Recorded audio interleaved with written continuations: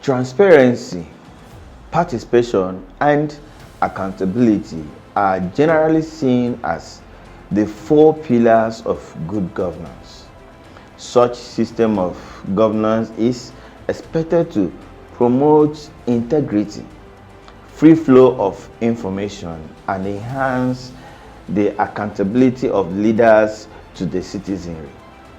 It is not to overemphasize stating that Governor Kezi Ikpeazu's administration has toed the lines of transparency, participation, and accountability, judging from its numerous quarterly press briefing, LGA, word-to-word town hall meetings, periodic radio programs, church-to-church visitations, town hall meetings with market committees, and oversee town hall meetings, just to mention but a few.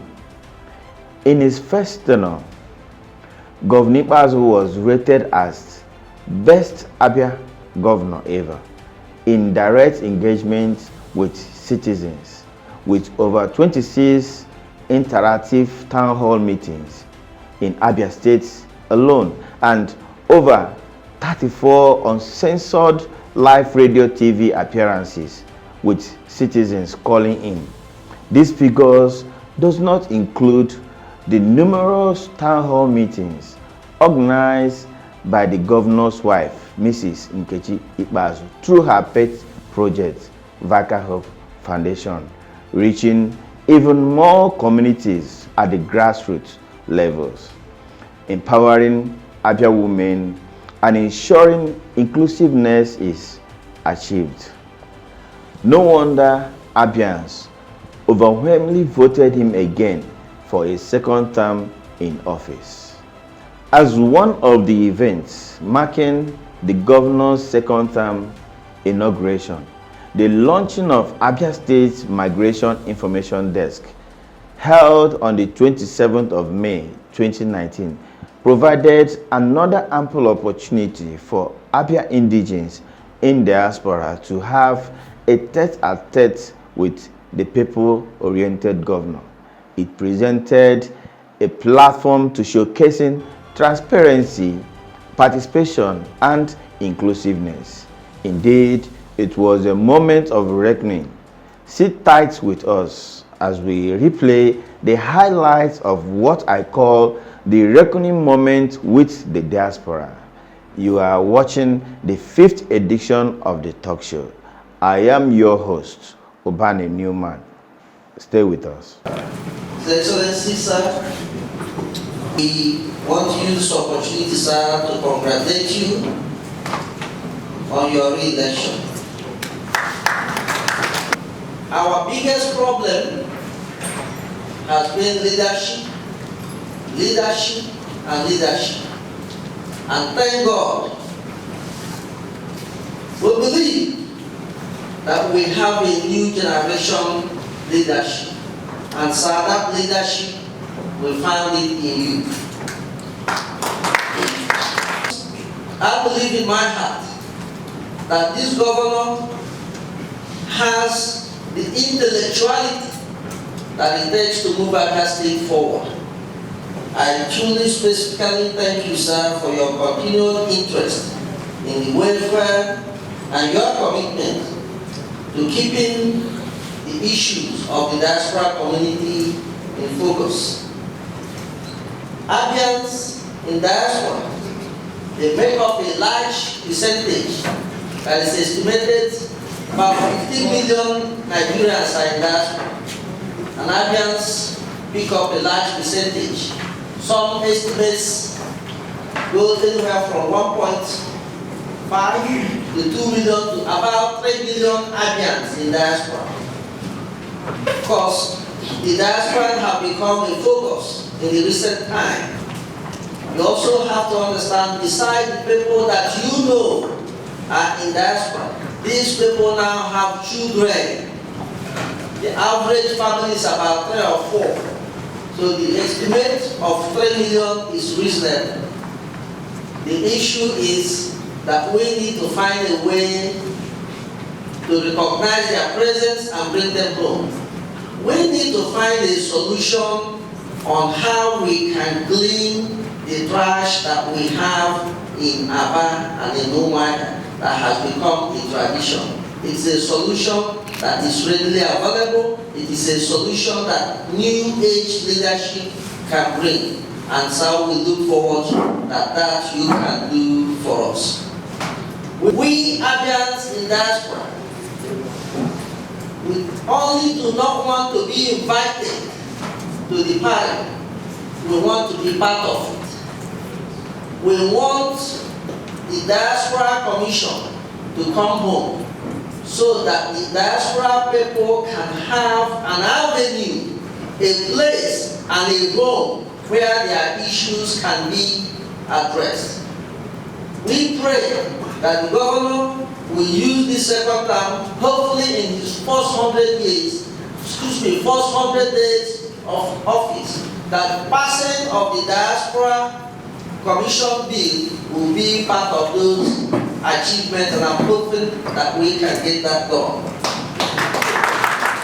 We believe there are agents and elements in the government system that waters and fertilizes corruption, and we need a structural change. And we believe that will be a bold step as part of your second term. With that, your governor, we thank you very much and say may God continue to bless you. Thank you. As you are aware, the federal government of Nigeria has recently established the Nigerians in Diaspora Commission. Distinguished ladies and gentlemen, may I commend the visionary foresight of the governor of Abia State, His Excellency Governor Okpezi, in being among the first 6 governors in Nigeria who have realized the positive role of the Nigerian diaspora and established a dedicated office of the diaspora. A lot of people come back, they go to Abuja, they build in Lagos, you are developing some other people's homes and lands for them. You know, one of these days they'll take to go back. So you really need to go and invest in your own community. Okay, let's build up each community in Nigeria. By the time we all do that in our different states, I can assure you nobody will want to leave. I think that our governor has given us so much good. We're very happy that you gave us so much hope. We know you give us more. There is a reason you came into this work, and you must put that focus on those people, these people that cannot speak for themselves, that depend on you. That by the time you're gone, the difference you make will not be narrow.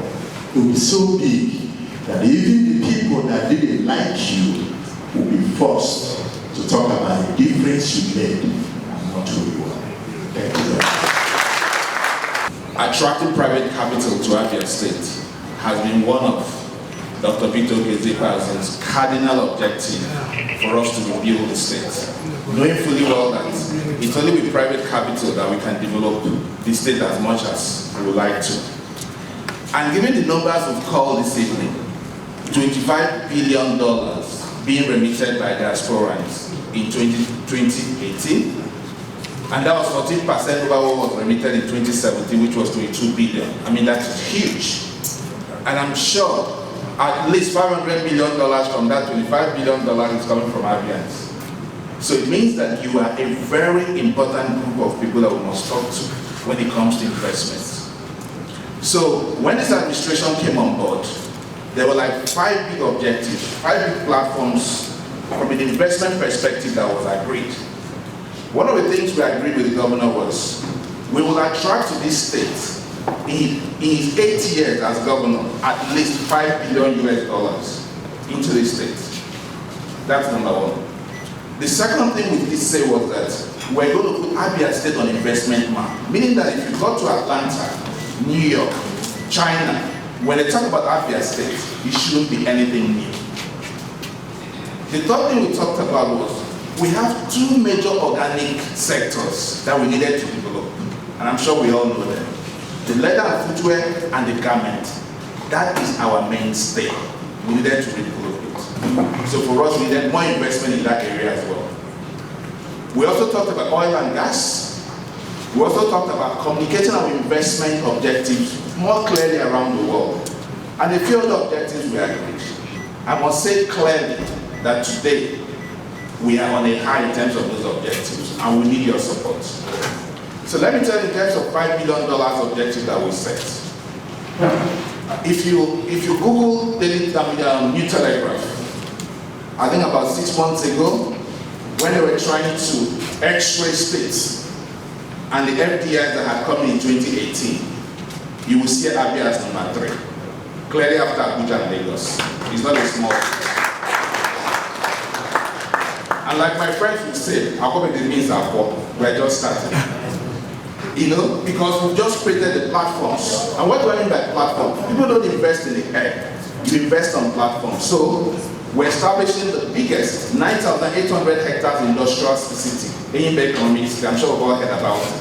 Which I'm sure you all should be investors in one way or the other. It's 9,800 hectares and it's got almost every sector you can imagine. From health to education to infrastructure to logistics to agriculture, anything you want, oil and gas, you can come in and take your position.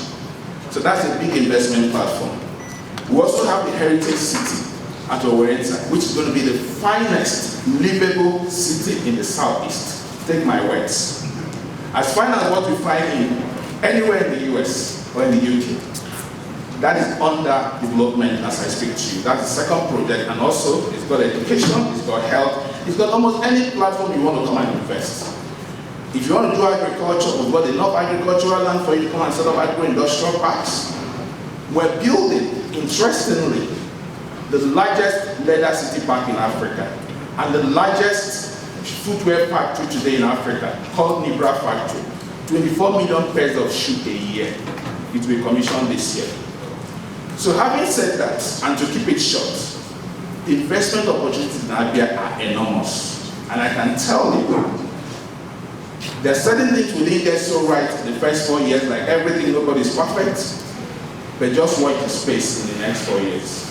So we are meant to be your investment partners. Come to Abia, invest your money, and I tell you. It was a conceptualization of 5 pillars of development, which were chosen because of the peculiar and comparative strength of Abia State in the various areas that they were chosen from. And real quick, the 5 pillars are education, agriculture, commerce, industry, and oil and gas. And because, like I said, Abia State has comparative advantage in all of these areas.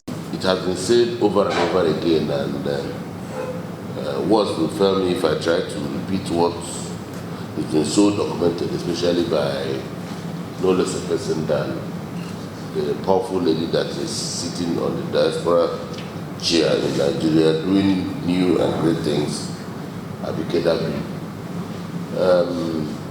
We are mindful of your contributions in terms of Naira and Kobo to the GDP of Abia State. But I recall that in 2015, when I visited some states in North America, part of what I preached was that, yes, we like the money as they come, but the most important thing for us is for you to repatriate your expertise, your knowledge, and what you have acquired over the years, wherever you are. And that is, for me, the greatest message in terms of preaching and asking people to come home and invest. If you go to the United States and you're talking to Mr. Smith, an American, to come home or to come to Nigeria and invest, and you're not talking to your kinsmen, you will be wasting a lot of time, because the American will ask, why won't your people go home if it is so rosy and beautiful and the opportunities are there?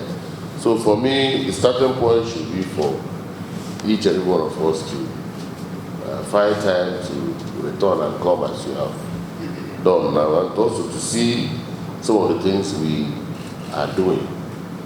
We cannot claim that we have done everything, but the message is that if we all fail to do it, we're only creating opportunities for those who cannot probably do it better to continue in the saddle of events here. So the opportunities are here. I want you to, if there's something you must take away from this meeting, that we are committed and determined to make sure that we provide a platform that will enable you participate in the development of your state. My agenda is to create a private sector-led economy in Abia. And if I characterize that private sector-led economy further, let it be that 80% contribution in that economy is driven by Abia. That is the only way we can take our destinies in our hands. And I think we can all do it collectively if we come together.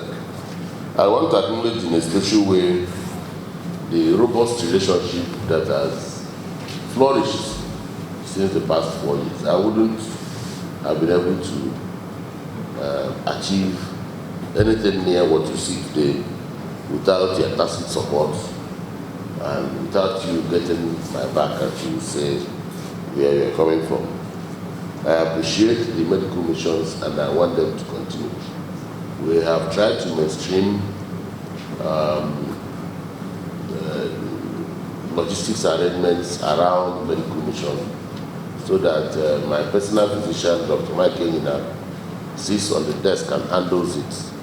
And for that reason, you don't have to go through the route of civil service bureaucracy and suffer the frustrations that are inherent in that system. So once you contact Mike, whose office is right here in Government House, you can be sure that he will provide all that you need to run a medical mission. And we've given you the liberty to run the medical mission at whatever location you want to. So we are not, I'm aware that a few people when they are coming would ask for us to probably guide them on areas with special need so that they can go, because some communities in Abia are not as blessed as others who may have as much as 50, 60, 70 families overseas. So for such poor communities that may not have enough representation in the diaspora, some of them, you can imagine, may just be there forever without the privilege of one medical mission. And we are asking that if you can afford to ask us questions about areas with special need, we can guide you and ask to support you to extend such opportunities to poor communities in Abia. Today, I don't want to go back talking about the things we have done, because all those now belong to history. And we've been holding these meetings.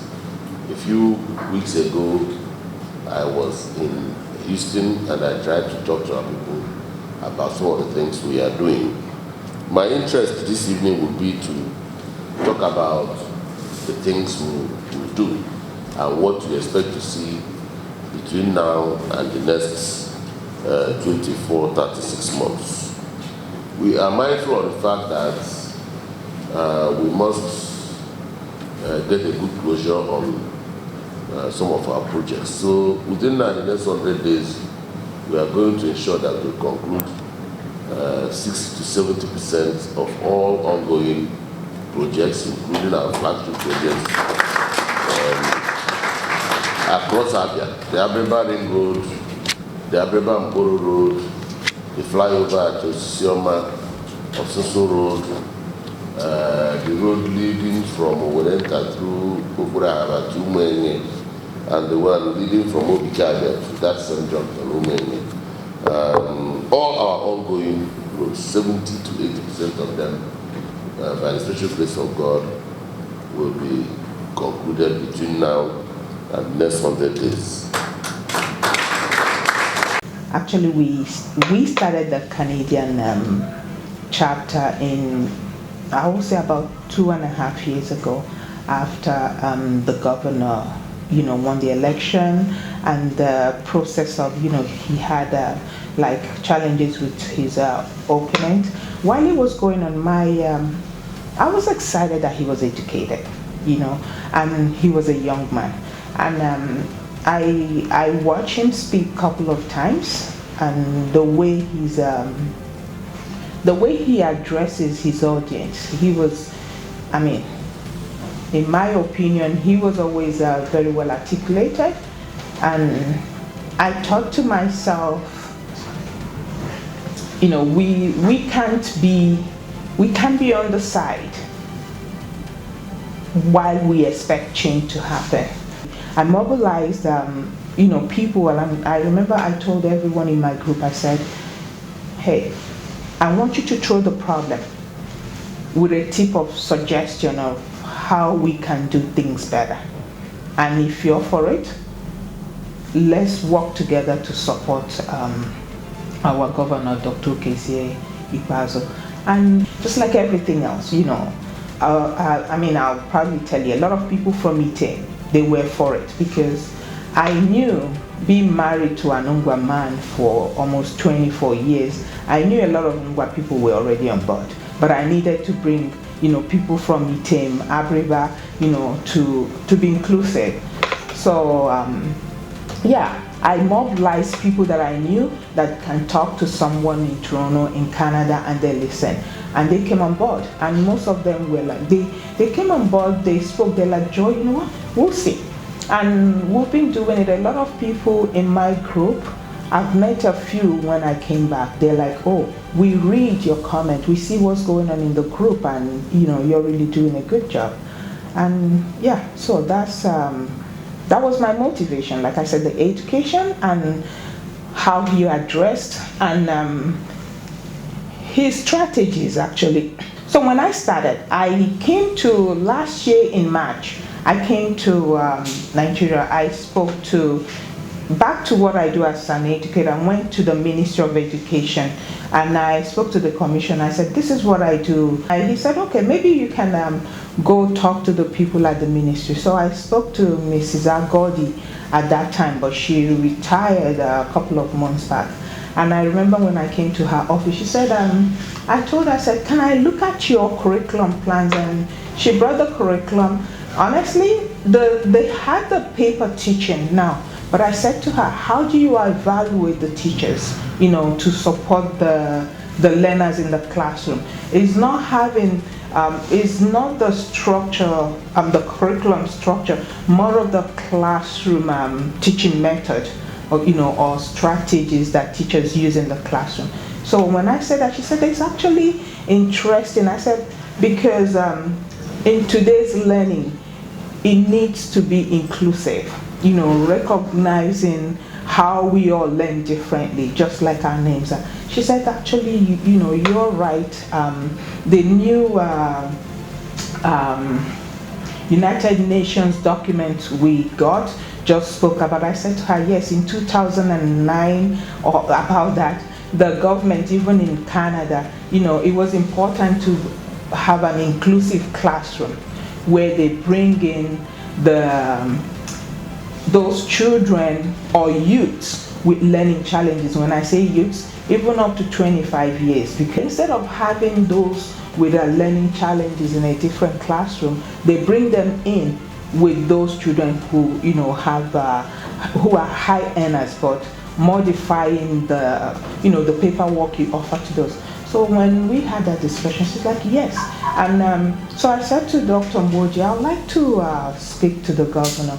So I wrote a proposal, and remember this was about like 2 years after I had started Okezu Abia. And I have been able to bring quite a number of people on board. At that point, I actually participated in the Made in Abia product in New York. I was visible. So when I had the Made in Abia, I was passionate to be a part of that too. So my son and my daughter, I groomed them to mother. I actually made sure, because in that event, I was part of the planning committee representing Canada. So and I could tell you it went well.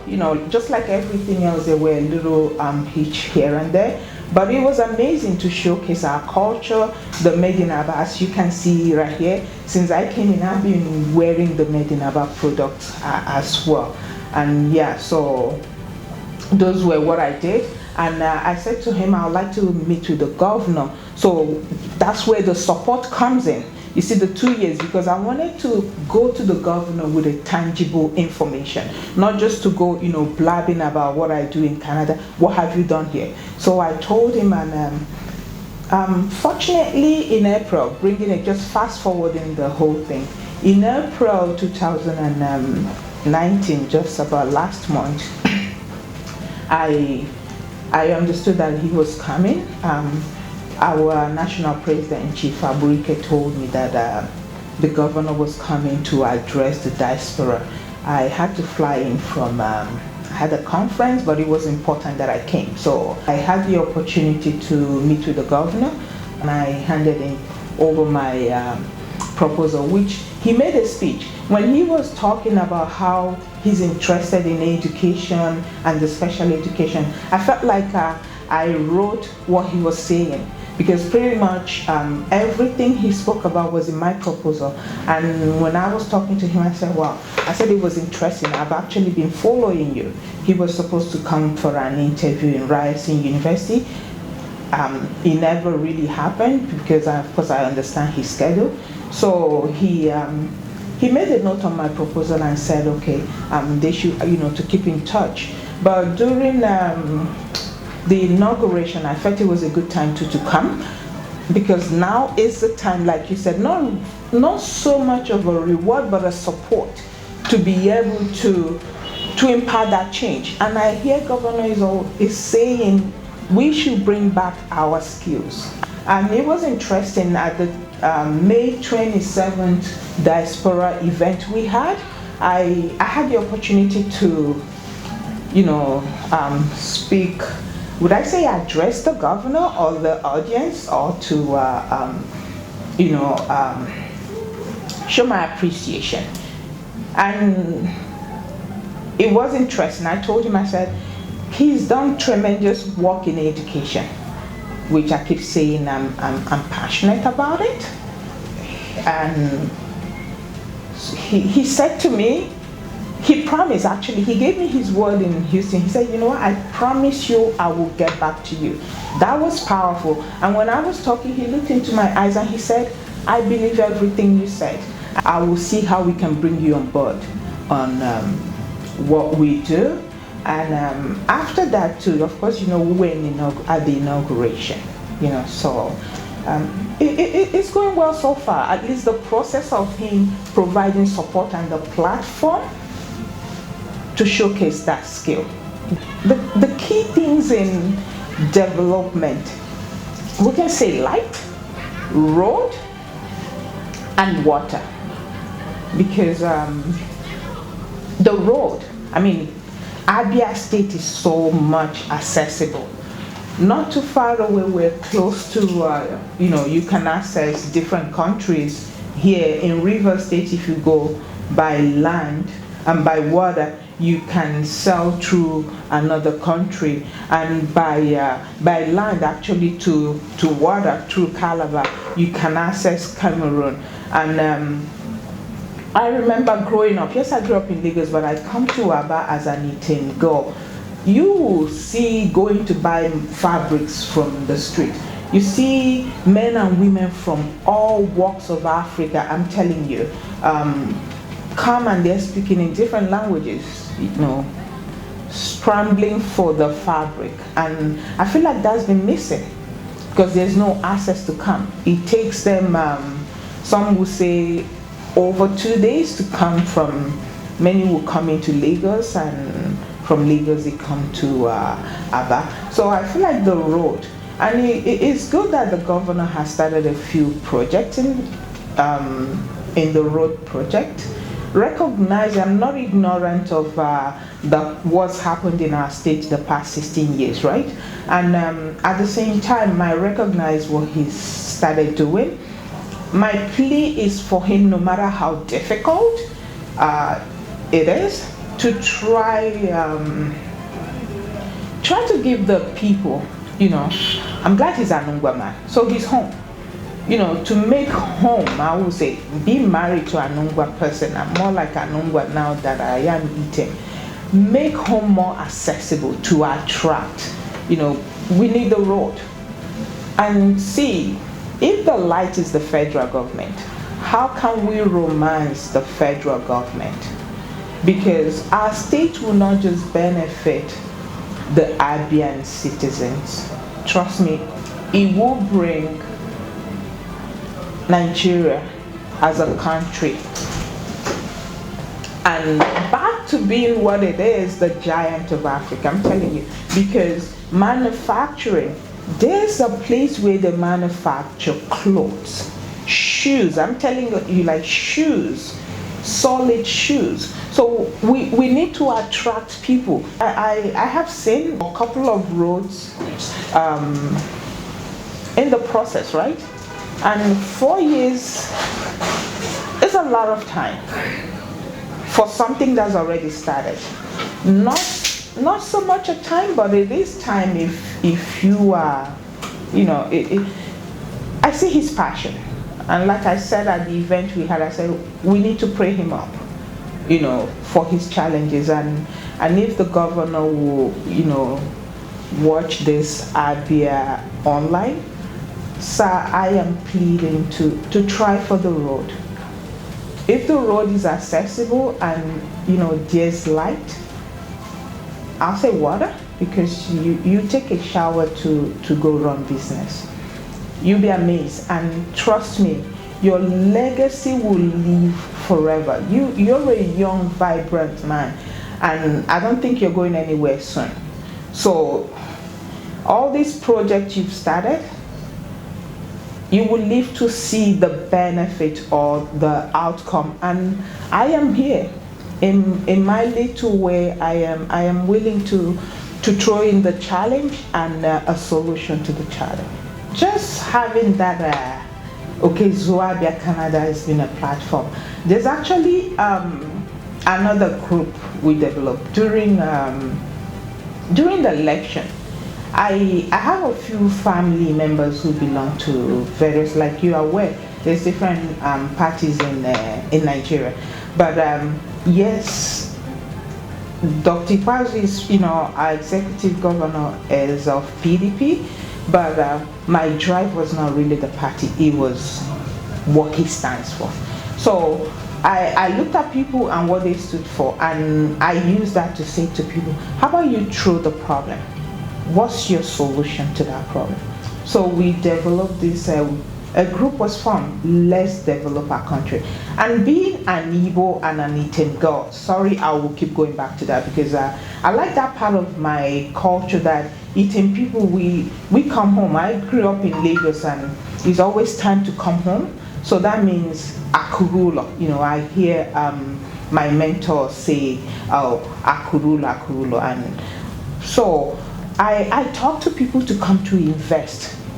I grew up in Lagos, and Lagos is all about Igbo people. Go to Lekki. Lekki phase 1 is bought out. Phase 2 is bought out. Phase 3, Aja. Aja is close to Ijabode. Who are the Igbos? You come to the east. Everything is out. So please, we need to bring it home. And that's why when I come, I'm like, it's about time. So I'm telling you, I've been sharing that with people for years. And if if you're watching this and you live in North America, honestly, if you come, we all, build together, we can, with all our professional background, we can actually build America right here in Abia State. I'll focus in Abia. Abians in diaspora is a highly skilled and educated community. We live in different cities: New York, Houston, Chicago, Boston. But within the context of the communities, we have parochial organizations. Outside parochial organizations, we've now come to form a network of these organizations, which led to having Abia State National Association of North America. It's a network of all the Abians who, from their different parochial organizations, come together to form the umbrella organization, including Canada. What we have done actually, when we talk of the youths, we're talking of people from age of 23 probably to 30, 35. These are professionals, doctors, lawyers, pharmacists. These younger generation of Abians have also formed their own youth development organizations or progressive associations. They network among themselves. It has enhanced their coalition together, marrying each other. They've also come to participate. Some groups have come to do medical missions on their own. Some have done group network visiting, coming to Abia State. Basically, what we are trying to do now is to take it to the next level, whereby these youths will come and have a platform in which they would relate with the Abians. And when we say Abia youths, really, we mean grown men, professionals. So our effort really is to groom these children to have, quote unquote, enabling environment. I know we would use the word enabling environment here, but their understanding of enabling environment is where they can come home and feel free and feel safe and be able not to be entrapped in our ways of doing things. Our ways of doing things are not necessarily bad, but we don't want to bring children or young people that will come and they will be harassed all the way from the airport. And we've successfully have begun to do that. But we need encouragement from our local authorities at home. The Diaspora Commission has been an ongoing project for the past several years. It's been a project that has been pursued by different people who live overseas. Fortunately or recently, the federal government approved the Federal Diaspora Commission, created a commission, appointed a director. What we want to do is to domesticate or replicate what's being done at the federal level. The Diaspora Commission creates a center where people who are traveling, people who come from overseas, people who have a need to do something will have a place to go. It would also open a center of dialogue between the government and the people. Now, part of the frustrations that the people from overseas or diaspora community have when they get home is that they do not understand how the system works. Sometimes the bureaucracy of the system becomes frustrating to get things done.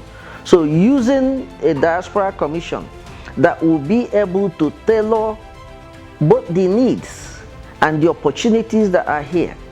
Now, in the past and still presently holds, there are agencies, both governmental and non-governmental, that the people in diaspora would want to bring to help impact or make changes. But they need to have an agency that can help channel those things appropriately to the right authorities. Using the idea that you know somebody in the government to get things done has a limit to it. But when you have an agency, which the Diaspora Commission would help do, they can now channel their proposals, they can channel their investment proposals, educational proposals through that agency that will take it to the appropriate authorities. That's why it's necessary. It's also necessary. There has been a recent effort on the people in the diaspora who are citizens of Nigeria that they should be given an equal right to vote, which is being done by several other countries. We believe that the Diaspora Commission, along with Federal Diaspora Commission, would be able to channel these efforts to the federal level to enable the diasporans vote and participate. As much as they contribute to the development and to the economy of the state and the federal government, they should have a right to participate in choosing who lead us. And I believe that the Diaspora Commission would help in those efforts, sir. But the corruption we're talking about here is government corruption. We talk of corruption where the schools are bankrupt because the teachers, not only are they not being paid, but the teachers are not doing the work. It's become acceptable that teachers don't do the work. They collect school fees, they don't send it to the appropriate authorities. And even if these monies are sent to the appropriate authorities, they are not used to do what they are supposed to do. So corruption has become where each and everybody is blaming each other and nobody wants to accept responsibility. Those are results of corruption. Of course, I understand there is limited funding, but we cannot have the level of affluence that we have in certain circles and see the level of poverty we have in other. So the corruption that we're talking about is corruption in government. In order to have good governance and that would break up this culture of corruption, we need to have a government that would institute structures of inspection, structures of management, government that would look at the level of expense that the government employees. Now the governor came in, did biographic thing to identify a higher level of payment within the system. You have probably don't know the exact figure of people that are working in the system, and you see the bloat or the high level of salaries that are paid to people who don't work, who are not in the system. Yet we have leaders of education, we have leaders who are supposed to teach our children doing the same thing. You have government institutions that don't function. How can we have a hospital system that is so debilitated and bankrupt that patients cannot get care, yet we have doctors, nurses who are learned? That is the corruption we're talking about. How can you have schools run by headmasters who are educated, yet they can't function? We have how many higher institutions in this state? And yet, the students are complaining how much money they pay. And the teachers are much more richer, and the individuals who work in these institutions live like little gods. You don't issue a contract for a road and don't have people to make sure that the materials used to build those roads will sustain the road. That is corruption. That is where the government have responsibility. And these issues and these problems are not new. Societies across the world have dealt with these issues, but it takes leadership and responsibility of the government to tackle this problem. It's not new. We just need to find the leaders that have the ability, the understanding, and the audacity to tackle it. And I believe that these new generations leaders that we have now, including our governor, have the ability and have the passion to do that. And I believe he's going to do something about it. Let me actually and truthfully give credit to our present governor. He has been much more understanding, probably because of his educational level. He understands the resources and the assets the diaspora community or what they have to contribute. He also understands the need for the diasporan community to be part of the development. He also understands that you cannot travel outside Nigeria to ask investors to come to your state when the citizens of your state in those areas that you are coming are not partakers in what you are doing. So ranging from medical mission, ranging from non-government agencies, these governments have actually understood that. And that's why the governor, part of his outreach to the diaspora community was to appoint diaspora special advisors. He also created an opportunity for what is called the Brain Trust Coordination. Let me explain the Brain Trust. The Western world understands the need for our educated and highly skilled labor. They've come here and pull us all out to their country so that they can use us.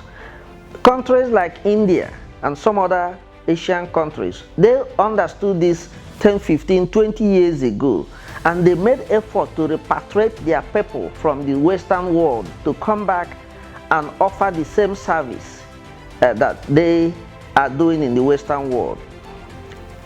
In as much as one may not understand, the Western world wants to come here and filter us out. And our governor, having created that coordination committee, having aligned himself and associated with Abians, is making effort so that we have more Abia doctors, lawyers, pharmacists overseas than we have at home.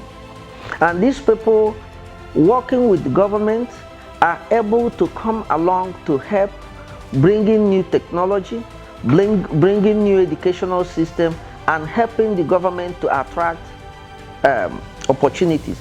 In a simple way to answer your question, I would give this government a very high mark for their relationship and their cooperation and coordination with the diaspora community. Welcome back. Those were highlights of the launching of Abia State's Migration Information Desk event, and also of special interviews granted us by Chief Chibuzo Ngwakwe, President, Abia National Association of North America, Chairman, Aburuke Hotels Limited, and also Mrs. Joy Mukocha, who is Chair Lady Okezo Abia Canada branch, and also an educational consultant. To buttress some of the issues raised during the event, I have with me here for this episode of the talk show Mrs. Vivian Iro. Mrs. Iro is former SSA to the governor on diaspora matters and a legal consultant by profession. Madam, you're welcome. Thank you very much. Good afternoon, viewers. Thank you. Madam, we understand you occupy the office of the SSA to the governor on diaspora matters, please. Can you tell us about it? As an SSA to the governor on diaspora matters, I was appointed, first I have to go back to when I was appointed. I was appointed in 2015. We were one of the first lucky ones to have made it then. So around August 2015, I was appointed to the position of the Senior Special Assistant to the Governor on Diaspora Matters. Of course, we have Nigerians, migrants all over the world, and that is the reason why the office was created in Abia State. The first thing I tried to do when I was appointed is to get the database of Abians in the diaspora, because for you to work effectively, you have to have the statistics of the people you're working with. Sure. So, because in trying to get their database, we'll be able to get their specific statistics. Then I can be able to tell you how many doctors, lawyers, of Abian origins that we have in UK, in US, in Netherlands, in France, just like that in South Africa, in Ghana, all over where they are. So I wrote a proposal. That's one of my first assignments, apart from representing the governor in Australia, Poland, and traveling with him to the US. These were the first things that happened. And on each of the trips, I had to take you a little bit back to the trips first, before the database. On each of the trips, I was able to address the Abian community in those countries. In US, it was more it was a group visit. The governor was with us, and we had other officers. So, and it was more of an investment drive that we went for. So, all those initial trips gave rise to my proposal for the database of IBNs, which the governor approved, and I had to start going all over.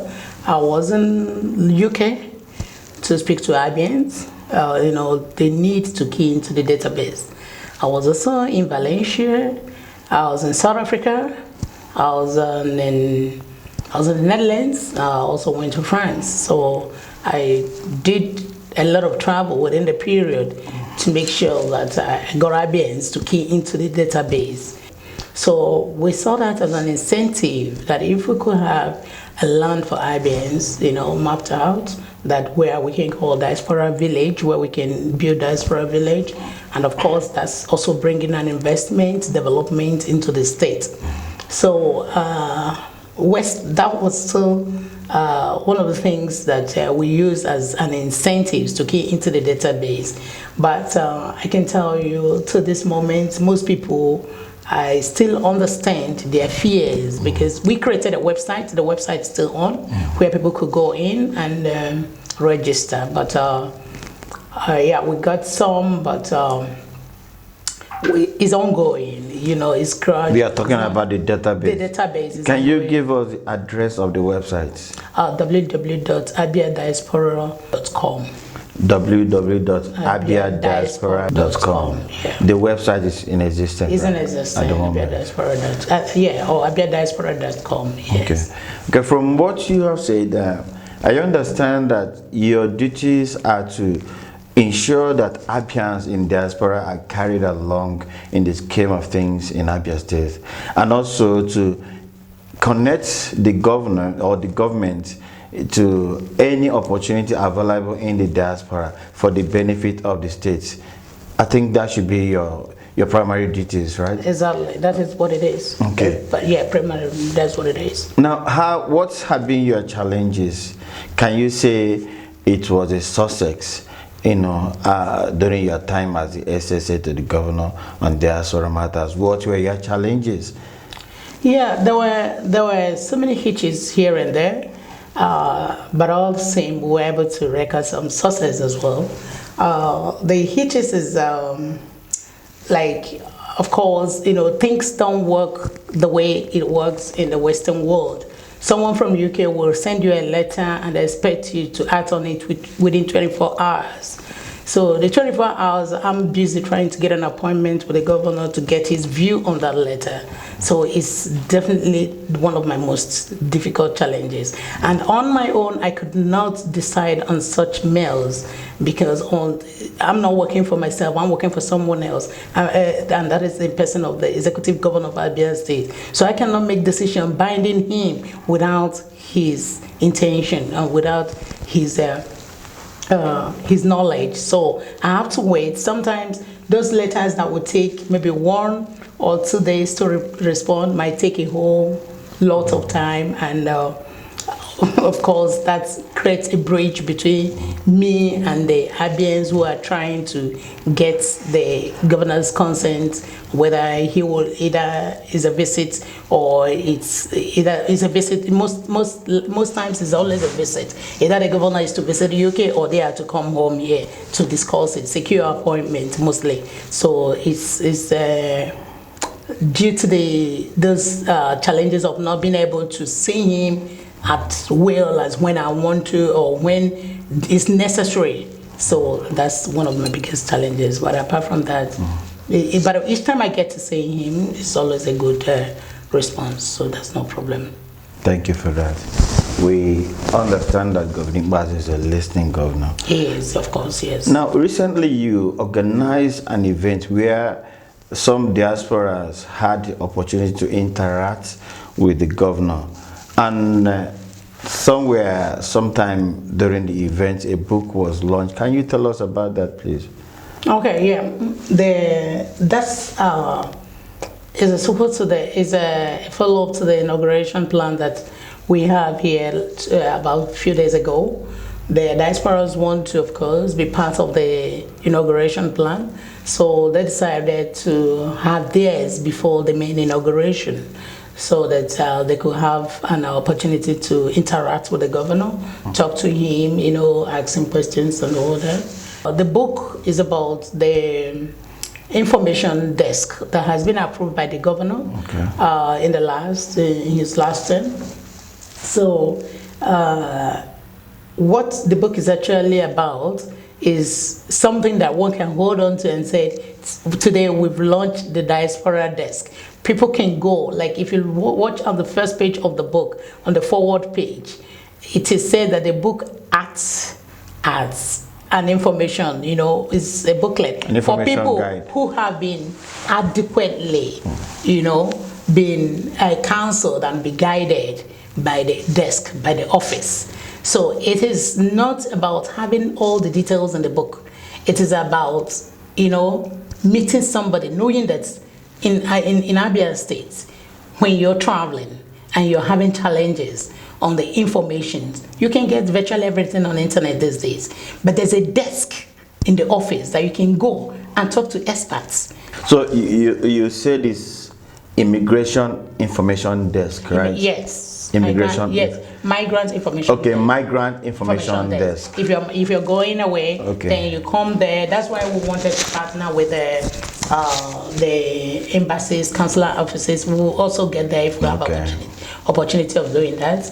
Because what it means is that if you're taking your visa from German embassy, for instance, the German consular or the German administrator there can tell you, have you been to Abia State Diaspora desk? Okay.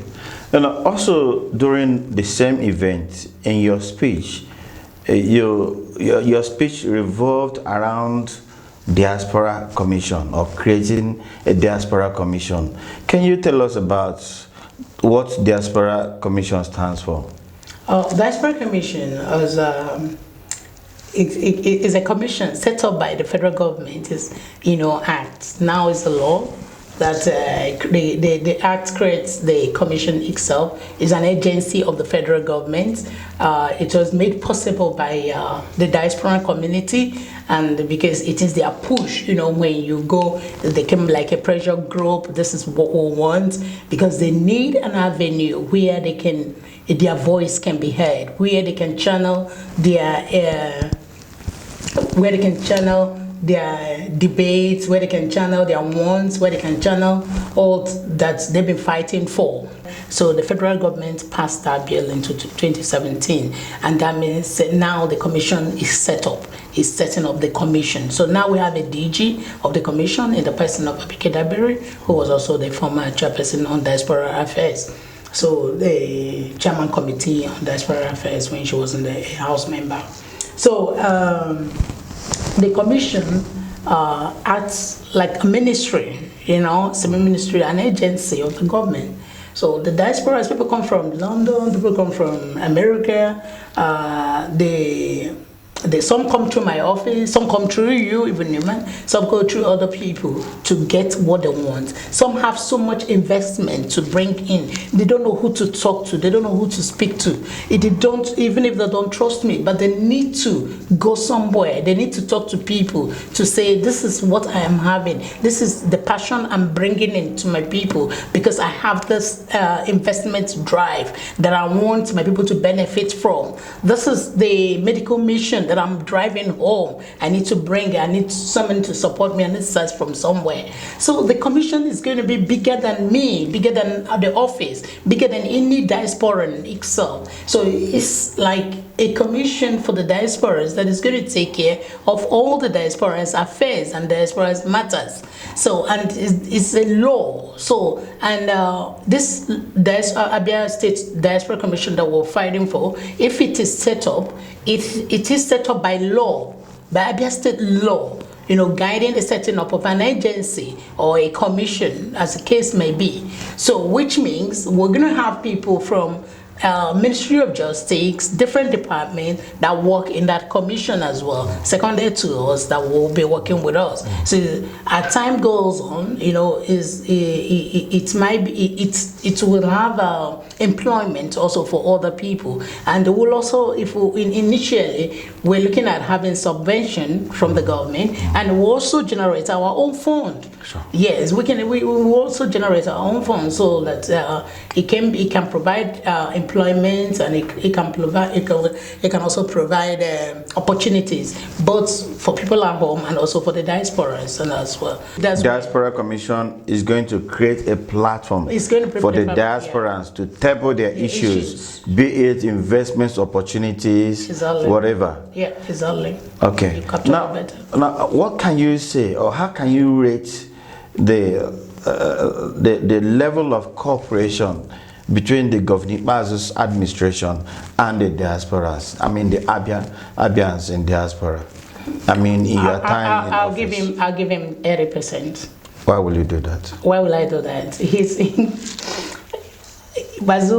Governor Bazo is a friend of the diasporas. I put it like that. I always say that. Check his cabinets. In the first tenure, we had so many diasporas that came back. Look at the Ministry of Health that work all through. It's a diaspora. Look at the Commissioner for Health. Look at the Commissioner for Education. Other board members. I'm here. I'm a diaspora. I came back because of my job, and when Bazo was made a governor of Abia State. So I'm a full diaspora myself. And Chima Sonia, so many people. Dr. Chid, Opai. Some have also gone back, but we had a lot. So he knows that we are where Nigeria wants to be in the next 10, 20 years. And he wants to harness, he wants to tap from our experiences and our knowledge and our skills. India Zengwa, who is managing E4E, coordinator of E4E. He's also a diaspora. What he's doing for E4E, he has done in UK, and he has recorded success with it. So that's why, you see, people in key places. Austin went to Harvard for, a course like that, or for an administrative course, business administrative course. He's doing very well. So he might not be a diaspora per se in quote, but he has the diaspora spirit. So that's why I said Governor Bazo is a true friend of the diasporas.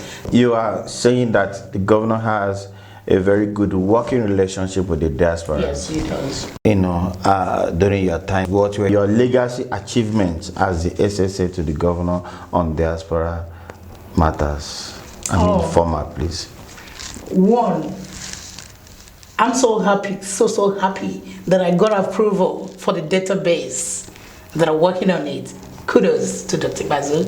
I'm so happy that we've set the information desk. So wherever we take it from, no matter what, I am more than happy for that.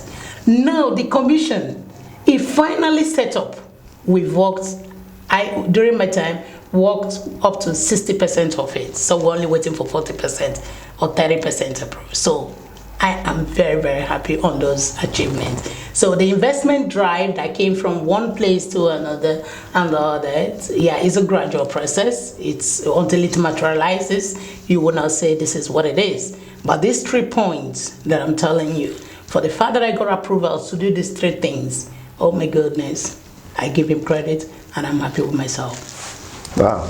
Yes. Finally, what's your message to Abians in the diaspora? And especially the youth or Abia youth who are planning to travel abroad, what is your message to them? Please, to the youth, I have to start with the youth first. My message to the youth is traveling abroad is not a career. It is better if you have something doing, then you can leverage on it when you travel. If you want to go to school, it's okay if your parents can afford it. But if you're those that want to travel because you cannot succeed in Nigeria. Think again, because I'm sorry, you may not also succeed there. That place is not a dumping ground. You might not succeed if you're not well equipped. So wherever you are, every opportunity counts. I came back from the diaspora to work here in Abia State, Umuahia. I came all the way from the Netherlands. I didn't stop over at Lagos or Abuja or Port Harcourt, the big cities. I'm in one of the smallest cities working. So that should tell you something. And you're leaving Lagos, Abuja, Port Harcourt to go abroad. It is not as easy as you think it is, or it might be. To avoid getting yourself into a big mess, crime, be quick, be knowledgeable, know what you're going to do, be focused, and finally, be on your guard. It's very important, because those that went through, and the best way to travel is to travel by air. Don't travel by ship. You might not get there. Don't travel by road. You won't get there. Unless you're going to Ghana. If you're going to South Africa, you're going to Europe, you're going to America, you're going to Canada, let no one deceive you. Don't go by boat. It's very dangerous. That's my take. Wow. So that was very good. Then for Abians in diaspora. For the Abians in the diaspora, especially those that have worked with us, during our last tenure, I urge you to be a bit patient. The government is a gradual process. What is not done today can be done tomorrow. Don't be disappointed, because I know most of you with good projects. The governor himself is also trying. He cannot handle everything at the same time. So if your project didn't go through in the last tenure, who knows, it might go through this tenure. If your wish or your dreams for Abia didn't materialize in the last tenure, just be prayerful about it. This tenure, it might work. So let's not act of frustration or annoyance stop the good deeds that are supposed to come through you to Abia State. Keep fighting. It is your state. You have no other states than Abia State. So bring the goodies back home. Keep fighting. One day you will succeed. Thank you. Well, thank you very much, Madam Vivian Hero. We thank you for giving us your time today. We expect that we'll have you sometime soon. Yeah, it's my pleasure to be here today. I really appreciate the fact that you gave me an opportunity to talk on my rubbish. Well, viewers, this brings us to the end of today's episode of the talk show. An Igbo adage possesses thus, Akankwa Yama, meaning that what is worth doing is worth doing well. With the recent appointment of Mrs. Ngozi Ogbonna Irondo as the special advisor to the governor on diaspora matters, there will certainly be another episode of the talk show capturing diaspora-related issues. The collaboration existing between Governor Ikpeazu's administration and Abia indigenes in diaspora has been tested and proven to be solid and progressive. Solid in the sense that the governor graciously created a huge platform for the diaspora participation in his administration, including at the highly placed and recognized ESCO members of the governor in his first tenure. The diaspora also responded by their huge contribution, especially in the health sector, by donating health equipment and more. Progressive to the fact that there are concerted efforts on ground, as shown by the governor's recent appointment, to ensure that all organizations of Abia indigenes in diaspora are captured and carried along in the scheme of events. Rome, they say, was not built in a day. Ndi Abia bilambodo, unu emeela o.